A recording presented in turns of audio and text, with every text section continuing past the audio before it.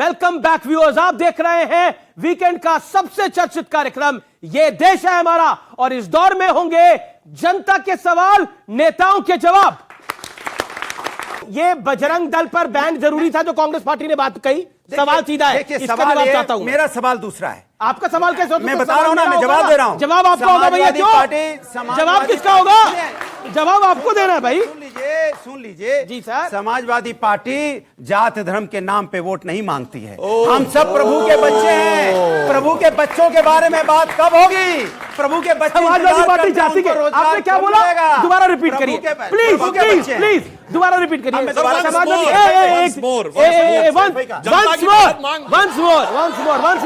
Samajwadi party देखिए सब मुस्कुरा रहे हैं अगल बगल में।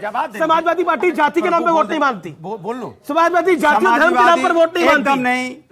एकदम नहीं। हम विकास के नाम पे वोट मांगते हैं। जिन्होंने बोला सैफई नाम लिया, सैफई एक गांव का नाम है।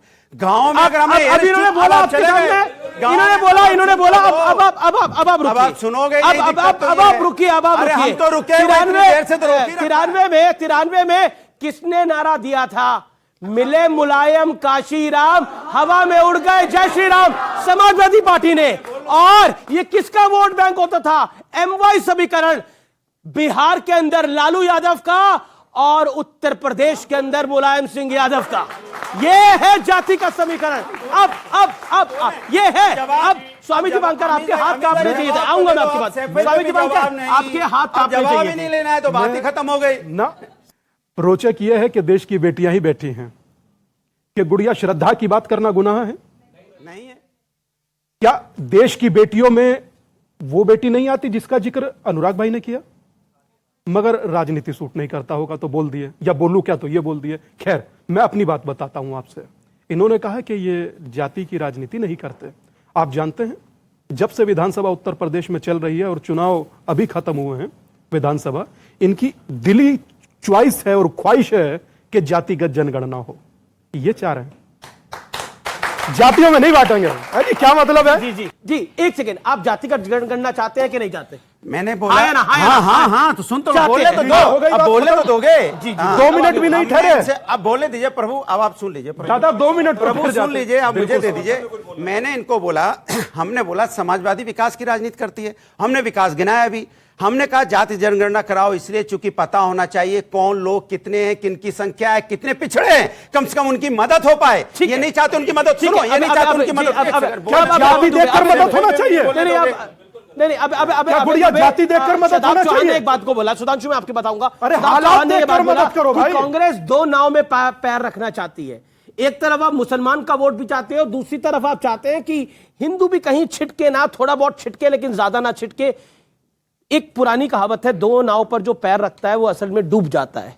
मैं पूछना चाहता हूं बजरंग दल के साथी कार्यकर्ताओं से, क्या हश्रुआ एक बार वो परिवार के लोग याद करें। मैं नहीं कह रहा हूं, उत्तर प्रदेश की सरकार कह रही कि पुलिस की हत्या में बजरंग दल प्रमुख का हाथ।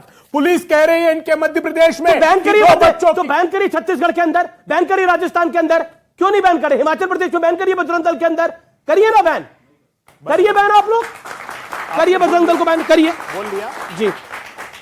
बजरंग दल अगर सद्भावना रखेगा तो स्वागत करेंगे, बजरंग दल दुर्भावना रखेगा तो हम क्या कोई अभी आपने तो लिस्ट कराई कि इतना कुछ खराब कर रहे हैं। नहीं चाहते आप एक इतना कुछ खराब कर रहे हैं। आपको ये मेरे को कोई परेशानी नहीं है सर, आप सवाल का जवाब दीजिए ना। अमीश देवगन जी, भारतीय जनता पार्टी की सत्ता को पोषित करने का संगठन है वो। मैं आदरणीय हमारे संत महंत साहब से पूछना चाहता हूं, एक बार भी आपने इन अवसरों पर क्यों प्रश्न खड़ा नहीं किया? क्या बजरंग दल के साथी कार्यकर्ताओं को प्रशस्त मार्ग देने का दायित्व आपका नहीं था जब यह सब कुछ घट रहा था? और क्यों कहते इन्होंने कहा यूनिफॉर्म सिविल कोड लेकर आएंगे? जानते हैं उसकी सच्चाई? जून 2016 में इन लोगों ने लॉ कमीशन को कहा कि यूनिफॉर्म सिविल कोड के लिए प्रस्ताव तैयार कीजिए। 18 में मोदी सरकार के अब आयोग ने कह दिया कि इसकी आवश्यकता नहीं। इन्होंने कहा हम नया लॉ कमीशन, जब एक्सपोज हो गए कहा नया लॉ कमीशन बना रहे। 2020 में बनाया, 2 साल तक उसका अध्यक्ष तो आप क्या कह रहे हैं? एक मिनट सुन लीजिए अमित जी, चैलेंज कर रहे हैं। एक मिनट। एनआरसी, अमित शाह बंगाल गए कि एनआरसी लाऊंगा, मुसलमानों को यहां से बाहर खदेड़ दूंगा। क्या हुआ? अभी लोकसभा में जवाब दिया कि राष्ट्रीय स्तर पर एनआरसी का कोई प्रस्ताव हमारे पास नहीं है।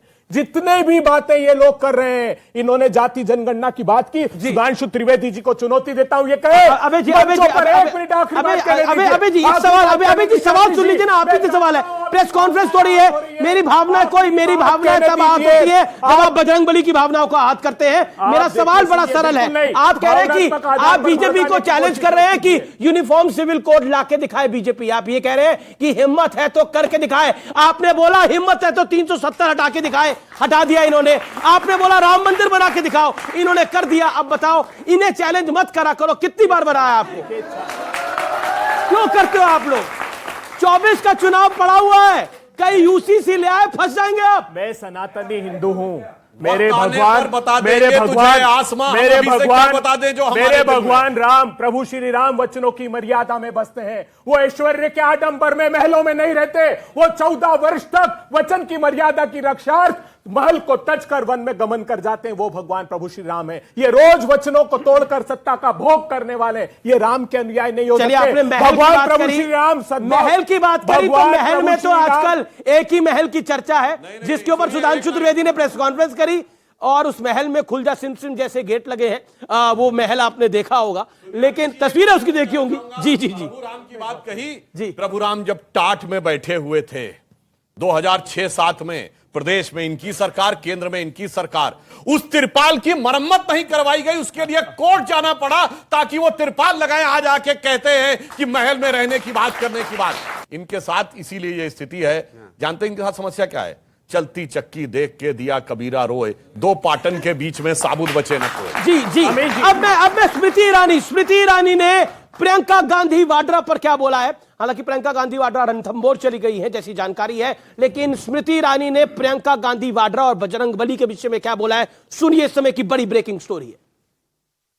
2019 के लोकसभा के अमेठी के चुनाव में मैंने श्रीमती वाड्रा को नमाज अता करते हुए देखा था सड़क पर। अब हम सब जानते हैं कि जो इस्लाम धर्म में विश्वास करते हैं वो मूर्ति के उपासक नहीं हो सकते, मंदिर का निर्माण नहीं कर सकते। तो जब उनकी सर्वे सर्वा मुखिया ही मूर्ति पूजन के विरोध में है, मंदिर के विरोध में है, तो क्या डीके शिव कुमार ऐसा वादा कर सकते हैं? अब स्मृति ईरानी ने बोला है कि नमाज अदा कर चुकी हैं प्रियंका जी, तो फिर बचता क्या है बचाने को?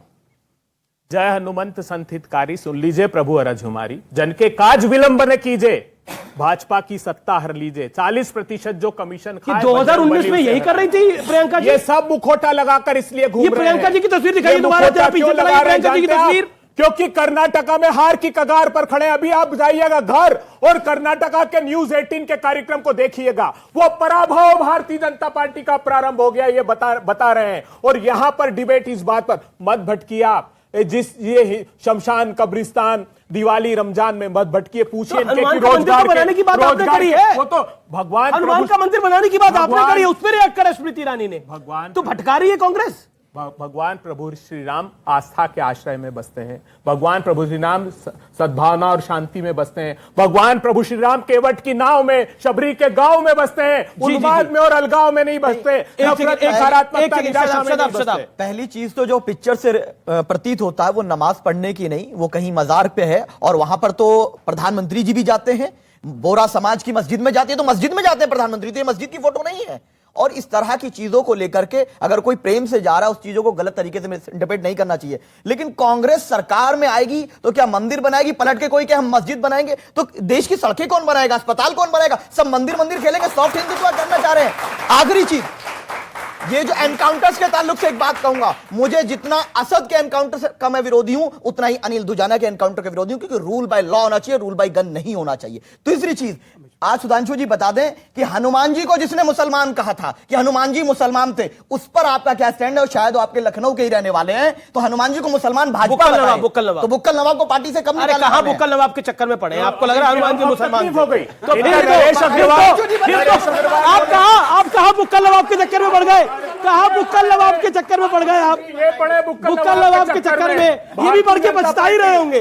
बुक्कल नवाब के चक्कर में पढ़ के ये लोग भी पछता ही रहे होंगे। लेकिन आपको लगता है, अगर आपको लगता है हनुमान जी मुसलमान, एक सेकेंड, हनुमान जी मुसलमान थे तो दिया सरसों के तेल का मंगलवार को आप भी जला लिया कर। बिल्कुल सही बात है। नहीं, बिल्कुल सही। हम तो जला लो, खत्म हो जाए। हम तो जितने भी जिसकी जैसी धारणा वैसे हमारी धारणा है, जो जितने भी धारणा आपकी, जितने आप तो कुछ चौहान हो। अरे घर वापसी की स्वेच्छा से, इसीलिए तो बता रहा हूँ। पूरी बात सुन लीजिए। अब न चूक चौहान, अब न चूक चौहान, जितने भी चूक हराते रहे हैं हैं हम सर। सबका सम्मान करते हैं आप जी। चूकते चले जा रहे चलिए हैं। चलिए अनुराग भाई का बहुत क्लियर स्टैंड है। क्षण भर पहले वो जातिवाद की कोई राजनीति नहीं कर रहे थे, दूसरी बार में वो गणना चाह रहे थे। अभय भाई से मैं ये पूछना चाहता हूं कि अभय भाई, कांग्रेस जातिगत जनगणना और हिंदुओं को जातियों में बांटना चाहती है? बहुत अच्छा प्रश्न किया, बहुत ही अच्छा प्रश्न किया। कांग्रेस मल्लिकार्जुन खड़गे वैसे कह चुके हैं। कांग्रेस पार्टी ने जातिगत जनगणना कराई थी, लेकिन भारतीय जनता पार्टी की सरकार आई, उसने उसको डिस्क्लोज नहीं किया। यह कह दिया सुप्रीम कोर्ट में बाकायदा एफिडेविट देकर, इन्होंने कहा कि 2016 में उसकी हार्ड डिस्क हमको सरकार को दी गई थी, हमने एक पनागरिया कमेटी को गठित किया था, आप आश्चर्य करेंगे उसका एक भी सदस्य नहीं बनाया और 5 साल तक एक भी मीटिंग उसकी नहीं की, और आज भी शपथ पत्र देकर कह दिया नहीं कराना चाहते। जातिगत जनगणना इसलिए आवश्यक है कि उनको पिछले हुए हजारों वर्षों की जो दास्ता सह कर आए हैं, उनको अगर आगे नहीं लाए, हिंदुस्तान आगे ही इसलिए आया है कि उस दास्ता के बाद उनको उनका अधिकार दिया। केरल स्टोरी पर मैं आता हूं। एक मिनट में इसमें जवाब देना चाहता हूं। जी जी सुधा, सुनिए, एक 30 फैक्ट सेकंड, बताना 30 चाहता सेकंड, शार्प 30 हूं। सेकंड। भारत के इतिहास में आखिरी जातिगत जनगणना कब हुई है? 1931। उसके बाद क्यों नहीं हुई? जब आजादी मिली तो कांग्रेस का स्टैंड था कि जातिगत जनगणना नहीं होनी चाहिए, क्योंकि समाज के अंदर जात पात की बात नहीं होनी चाहिए। और आज ये महात्मा गांधी की कांग्रेस से आते आते राहुल गांधी की कांग्रेस तक इतने बदल गए कि अपने ही स्टैंड पे पलट गए। यही बोल दो कि हम नहीं चाहते। अरे सुनिए, अभी बीजेपी से पूरी बुलवा बात दीजिए, नहीं होने चाहते। दीजिए, ठीक है, जवाब आएगा। बुलवा दीजिए, प्रभु बुलवा दीजिए कि हम नहीं चाहते। बोल दे खाली। अच्छा बुलवा तो दो, बोलने तो दो, बोलने तो दो। इधर नहीं, खाली बोल दे। बहुत देर से घुमा रहे हैं, बहुत देर से इधर अरे बोलने तो दो। क्या आप लोग जातिगत जनगणना चाहते हैं? हो गई तसल्ली। अब पब्लिक नहीं चाह रही, देश नहीं चाह रहा भाई। आप लोग चाहते हैं क्या? खड़े होके जवाब दीजिए, खड़े होके जवाब दीजिए। क्या आप बंटना चाहते हैं?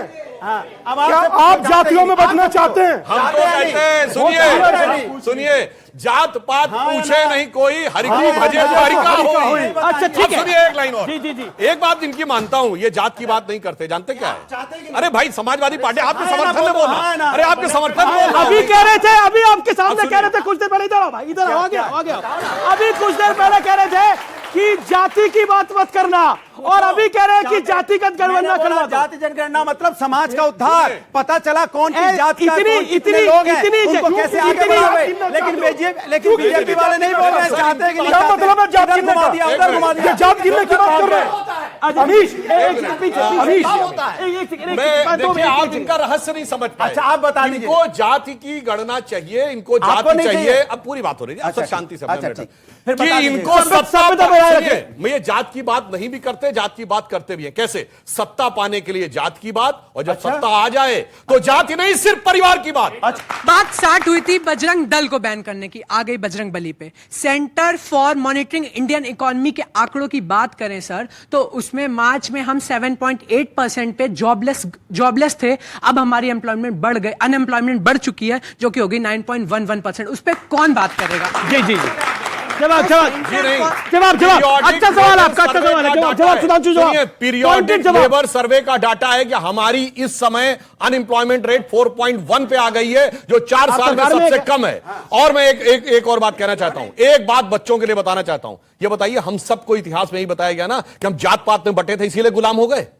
बताया जाता है ना कि इतना बड़ा महान देश था, क्यों बता रहा? तो जो आज ये कहना चाहते हैं, ये उसी गुलाम की मानसिकता बना के रखना चाहते हैं, फिर चाहे भारत किसी भी प्रकार से विदेशी शक्तियों के अधीन हो। ओके ओके, आप हर बार रूप बदल के आते हैं। सर मैं सर एक बहरूपिया हूँ, जैसे परमात्मा नहीं आप बहरूपिया नहीं है। नहीं मतलब पिछले दिनों आप देवांत लग रहे थे, आज तो मतलब राजेंद्र कुमार टाइप लग रहा है। शुक्र है सर, शुक्र है आपका जीवन नहीं बनाया, प्राण नहीं बनाया। जी जी जी जी। देखिए सर, आपके में लिखा है जय बजरंग बली। जी। हम छोटे होते थे सर, आप भी छोटे होते होंगे, ये भी छोटे होंगे। इन्होंने कभी भाई मेरी उम्र आप जितनी नहीं है। नहीं सर, मैं बताना चाहता हूँ, जय बजरंग बली तोड़ दुश्मन की नली, ये कहावत चलती थी पहले जी कि जय बजरंग बली तोड़ दुश्मन की नली। अरे आप भी चलती है भाई, नहीं, सब आज बोलते हैं। आज जब तो- जब पूजा करते हैं तो कहते हैं जय बजरंग बली तोड़ दुश्मन की नली। पर अब बदल दिया है ना जी। जय बजरंग बली, हमको सत्ता सौंप दे, बाकी तोड़ दे दुश्मन की नली। मुद्दे खत्म हो गए हैं कि आपको अब धर्म की राजनीति करनी पड़ रही है। कोई कहता है अल्लाहू अकबर कहकर बटन दबाइए, कोई कहता है जय बजरंग बली कहकर बटन दबाइए। जवाब बहुत अच्छा सवाल है। ओके ओके, और सवाल पीछे पीछे पीछे पीछे। 10 के नोट की वैल्यू सर तब तक है जब तक ये पूरा है। इसको आप बांटिए मत कि गुज्जर, राजपूत, बनिया, ये वो। सर हम सिर्फ हिंदू है सर। जी जी प्लीज सर, जी जी जी। सबसे पहले तो हर मजहब ने ना हमें अच्छा सिखाया है, किसी मजहब ने भी हमें बुरा नहीं सिखाया है। और हम लोग बुरे क्यों बन रहे हैं ना, मैं सब लोगों को अवेयर करना चाहता हूँ एज ए कॉमन पर्सन। जी बोलिए। वो ये है कि स्वाद वो लोग दे रहे हैं, हमको छिलका दे रहे हैं, तभी मुद्दे बढ़ रहे हैं। हमको ये देखना है कि सरकार हमें फल दे रही है या हमें छिलका दे रही है। उसके लिए हमें अपनी विजन और देखने का नजरिया देखिए नॉलेज के थ्रू बढ़ाना पड़ेगा। लेकिन आपने विजन की बात करी तो मेरी नजर जो है ये खोपड़ी वाली आपकी इस पर है। ये मतलब कहां से क्या पहना हुआ है, कोई तंत्र मंत्र तो नहीं करते? नहीं सर, ये एक्चुअली म्यूजिक के लिए थोड़ा। अच्छा, ये मतलब म्यूजिक के लिए डाला हुआ है, मतलब इससे म्यूजिक अच्छा आ जाता है। आर्टिस्ट हूँ, आर्टिस्ट है। चलिए और सवाल। सर मेरा सवाल है कि जैसे बजरंग दल को बजरंग बली से जोड़ा गया है, तो क्या ये संजीवनी का काम करेगा बीजेपी के लिए? ओके, ये पकड़ लिया इन्होंने सवाल। ये मतलब इन्होंने इनको आपने कांग्रेस ने आपको एक फुल टॉस बॉल डाली, आप लोग भी छक्का मारने से चूकते नहीं है, और एक ही बॉल पे सब लोग छक्का मार रहे हैं। मोदी जी भी, अमित शाह जी भी, नड्डा जी भी, राजनाथ जी भी, स्मृति जी भी, सब लोग मार रहे हैं। देखिए होता क्या है कि वो कितना भी कोशिश करें, वो जो दिल के इनके जज्बात है ना, वो संभल नहीं पाते हैं। ये गाहे बगाए उभर के सामने ही आ जाते हैं। जी, प्रधानमंत्री ने बोला कि केरल में चल रही आतंकी साजिश का एक खुलासा हुआ है। ये केरला स्टोरी फिल्म में क्या किया गया है, लेकिन देश का दुर्भाग्य देखिए कि कांग्रेस आज भी समाज को तहस नहस करने वाली है, कर रही है, आतंकी प्रवृत्ति के साथ खड़ी हुई नजर आती है। केरल स्टोरी के अंदर लड़कियों के साथ लव जिहाद हुआ, उनके साथ क्या क्या ट्रीटमेंट हुआ वहां पर, वो हम सब ने देखा है। लेकिन क्या आपको लगता है कि कांग्रेस को उस फिल्म के पक्ष में खड़ा होना चाहिए जो सच्चाई बता रही है? कश्मीर फाइल आया, आप उसके खिलाफ खड़े हो जाते हैं, केरल स्टोरी आया, आप उसके खिलाफ खड़े हो जाते हैं। क्यों? आप गलती से सीखते नहीं है? अभी मेरे साथी ने भी कश्मीर का प्रश्न किया। चुनौती देता हूं, आज नहीं भविष्य में कभी भी कश्मीरी पंडितों की हत्या पर प्रधानमंत्री जी का एक ट्वीट बता देना, एक ट्वीट सिंगल। जानते हैं आप क्या हुआ? कश्मीर फाइल्स बनी, देश के लोगों के सामने कांग्रेस के खिलाफ जहर भरा गया। 1990 19 जनवरी किसकी सरकार थी?